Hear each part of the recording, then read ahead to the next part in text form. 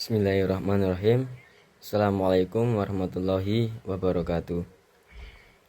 Perkenalkan, nama saya Muhammad Abdul Nasir Al-Farizi dari PAI kelas B. Di video kali ini saya akan menyampaikan sedikit kultum dengan materi pentingnya sholat 5 waktu. Bismillahirrahmanirrahim. Assalamualaikum warahmatullahi wabarakatuh. Alhamdulillahirrabbilalamin. Wabihi nasta'in wala umuri dini waddin. Wassalatu wassalamu ala asrofil anbiya wal mursalin Sayyidina maulana Muhammadin wa ala alihi wa sahbihi ajma'in, amma ba'du. Hadirin yang dirahmati Allah, pertama-tama marilah kita panjatkan puja dan puji syukur kehadirat Allah Subhanahu wa taala, karena hanya dengan rahmat dan kasih sayangnya kita bisa berkumpul di tempat yang mulia ini dalam keadaan sehat walafiat.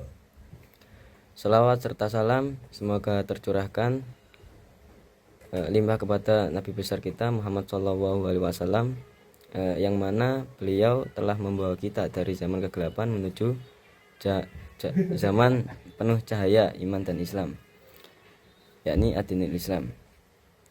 Pada kesempatan kali ini saya ingin menyampaikan sebuah nasihat singkat dengan tema pentingnya sholat 5 waktu. Yang pertama, sholat adalah tiang agama. Dalam sebuah hadis Rasulullah SAW bersabda, sholat itu tiang agama. Barang siapa yang menegakkannya, maka sungguh ia telah menegakkan agama. Dan barang siapa yang merobohkannya, maka sungguh ia telah merobohkan agama. Hadis riwayat Baihaqi. Nah,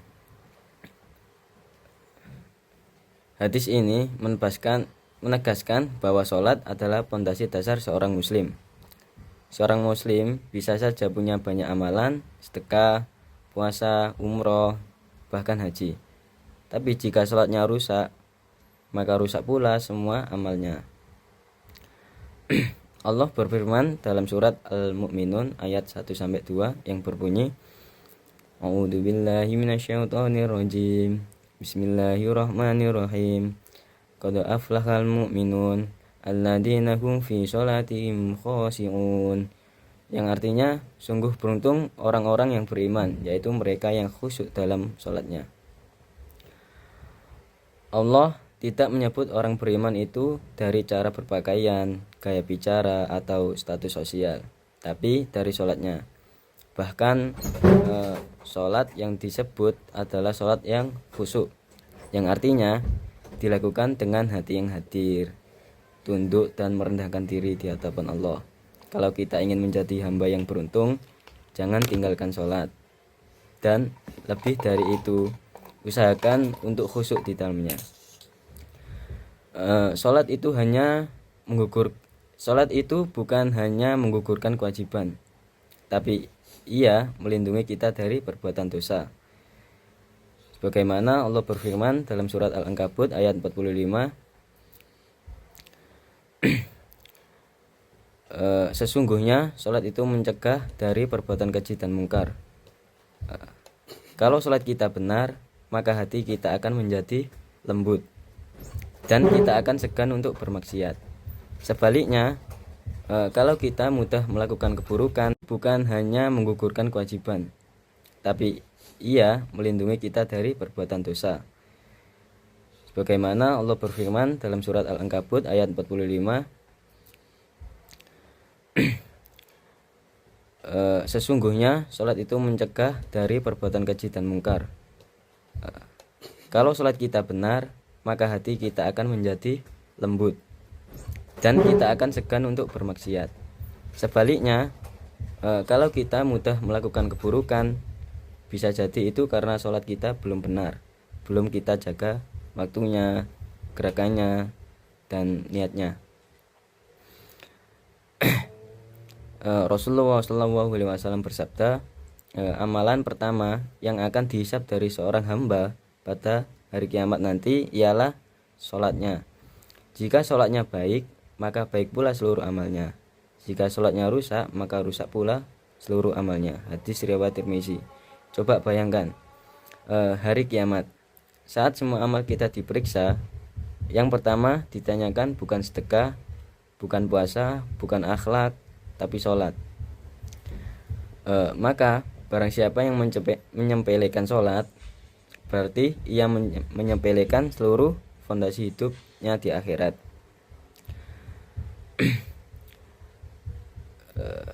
Nabi Muhammad SAW ketika dilanda kesedihan atau kepenatan, beliau selalu berkata, "Ya Bilal, aqimis sholah, arihna biha."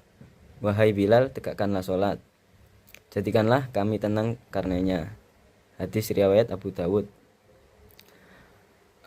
Sholat ialah tempat beristirahatnya hati.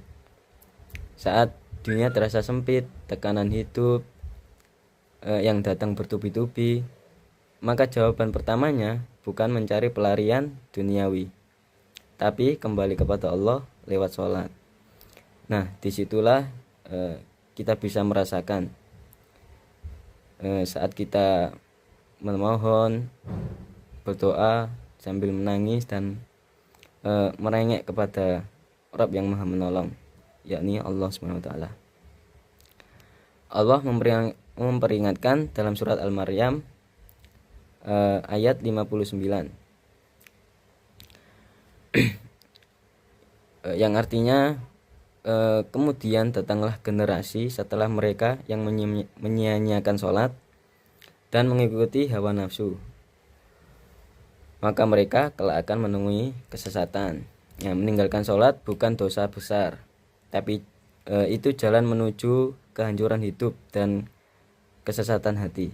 Maka jangan pernah remehkan satu waktu pun dari 5 waktu sholat yang Allah wajibkan. Hadirin yang dimuliakan Allah, sholat 5 waktu bukanlah beban, tetapi anugerah besar. Tidak semua orang diberi hati yang ringan untuk melakukannya. Maka jika kita masih bisa berdiri, ruku, sujud dan di hadapan Allah, sebaiknya kita semua bersyukur dan jaga terus amal ini, karena sholat adalah kunci surga. Nabi bersabda, barang siapa menjaga sholat, maka ia akan mendapatkan cahaya, petunjuk dan keselamatan pada hari kiamat. Hadis riwayat Ahmad. Semoga kita semua termasuk dalam golongan yang senantiasa menjaga sholatnya tepat waktu, khusyuk dan penuh cinta kepada Allah. Mungkin itu saja sedikit kultum dari saya. Apabila ada salahnya mohon dikoreksi. Wabillahi taufiq wal hidayah, waridho wa inayah. Wassalamualaikum warahmatullahi wabarakatuh.